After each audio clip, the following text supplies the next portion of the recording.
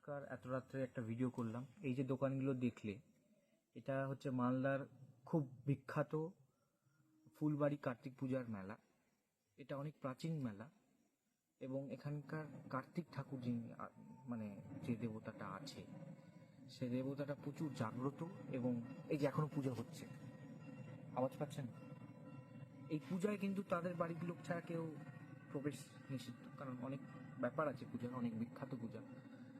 তো এই যে মেলাটা হয়, আমার এখানে একটা রিকোয়েস্ট, কার্তিক পূজার এই যে মেলাটা, আমি ব্লগার্স কমিউনিটিকে রিকোয়েস্ট করছি, সান্যাল, শুভজিৎ সান্যাল এবং প্রদীপ্ত সাহা, পল্লমী কমেডি, আরও যারা আছে ব্লগার্স কমিউনিটি ছাড়াও যারা আছে, তাদেরকে রিকোয়েস্ট করছি এই মেলার কিছু দোকান, যেগুলো ইউনিক দোকান, সেগুলোর একটু ব্লগ করা উচিত।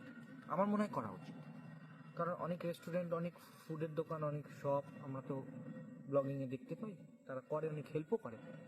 তো এদের দোকানগুলো করলে তারা গরিব হতে পারে, তারা কিন্তু খুব ইউনিক জিনিস বিক্রি করে, যেগুলো হয়তো আমরা প্রত্যেক দিন পাবো না, মানে রোজকার জীবনে হয়তো সেই জিনিসগুলো পাবো না। কাঠের খেলনা, খাটের খাট, মানে ছোট বাচ্চাদের খাট, বড় খাট, তারপর কাঠের জিনিস, আরও অনেক কিছু জিনিস যেগুলো ইউনিক।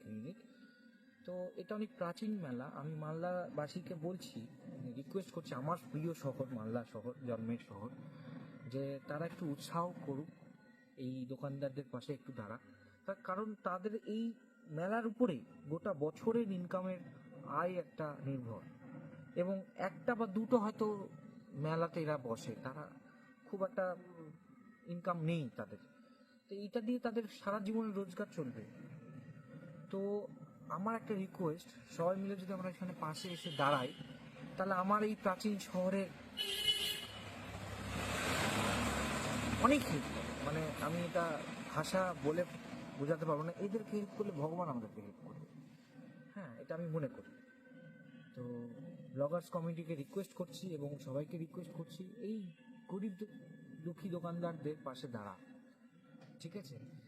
আর সব যত ডিস্ট্রিক্ট আছে, বাইরের যত ডিস্ট্রিক্ট আছে, কলকাতা, কুচবিহার, আলিপুরদুয়ার, যত ডিস্ট্রিক্ট আছে, নদিয়া, সবাইকে আমন্ত্রণ করছি। এই মেলা অনেক প্রাচীন মেলা, ঐতিহ্য আছে অনেক কিছু, এবং কার্তিক ঠাকুরকে দর্শন করে, প্রণাম করে এই মেলাকে ভিজিট করে একটু যান।